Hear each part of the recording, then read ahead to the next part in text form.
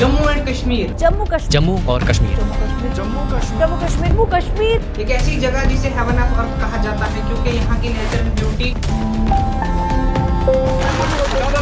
कश्मीर धरती का स्वर्ग, एक जन्नत। ये सब नज़ारे आपकी आंखों के जस्ट सामने। यहाँ की तहजीब, यहाँ की मेहमान नवाजी और यहाँ के रंग बिरंगी कल्चर दिल जीत लेते हैं। बहुत ठंडी है यहाँ पे तो।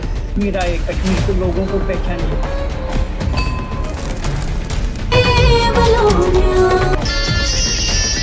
और इसी जम्मू एंड कश्मीर की एक डिस्ट्रिक्ट किश्तवाड़ से एक ऐसी खबर सामने आई जिसने पूरे देश को हिलाकर रख दिया।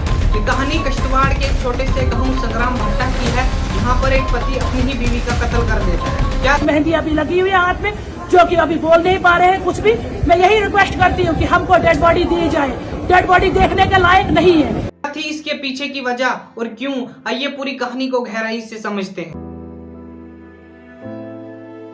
आधी रात का वक्त था 1 सितंबर और 2 सितंबर के बीच। जब पूरा गांव नींद में था तभी आमिर मुश्ताक का एक आदमी आता है अपनी पत्नी के पास जिसका नाम यास्मीना बेगम था, तेज दरार हथियार लेके, और एक के बाद एक वार करता है अपनी पत्नी पर। 21 साल की यास्मीना की सांसें उसी टाइम थम जाती हैं। आमिर मुश्ताक जो था वो प्राइवेट काम करता था, ये उसकी दूसरी शादी थी। उससे पहले इसने एक शादी और की थी जिसमें डाइवोर्स हो गया था और उसमें एक लड़का भी था उसको। दूसरी शादी के महज 16 दिन के बाद ऐसा क्या हुआ कि एक रिश्ता खून में डूब गया। सुबह के करीब 4 बजे के आसपास का वक्त था। पुलिस को एक खबर मिलती है कि संग्राम भाटा के गांव में नई नवेली दुल्हन की हत्या हो गई। पुलिस तुरंत मौके पर पहुंचती है, लाश को रिकवर करती है और आरोपी को भी गिरफ्तार करती है। लेकिन यहाँ से शुरू होती है असली कहानी। आमिर मुश्ताक से जब पूछा गया कि आपने ये कत्ल किया, उनने हाँ कहा। उनने ये भी कहा कि मैं मानसिक रूप से बीमार हूँ, इसलिए मैंने ऐसे। आमिर, आपने क्यों बीवी को मारा, क्या बताएंगे आप इसको लेकर? मेंटली डिस्टर्ब हूँ।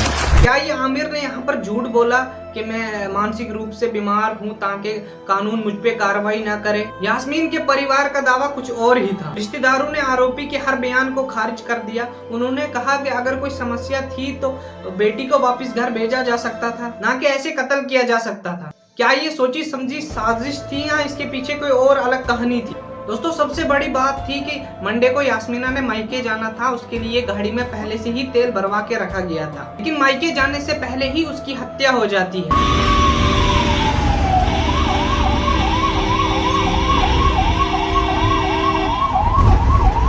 गुस्से में डूबे हुए रिश्तेदारों ने इनकार कर दिया लाश लेने से। उन्होंने कहा कि जब तक आमिर मुश्ताक को सजा नहीं मिलती तब तक हम यास्मीना का जनाजा नहीं पढ़ेंगे।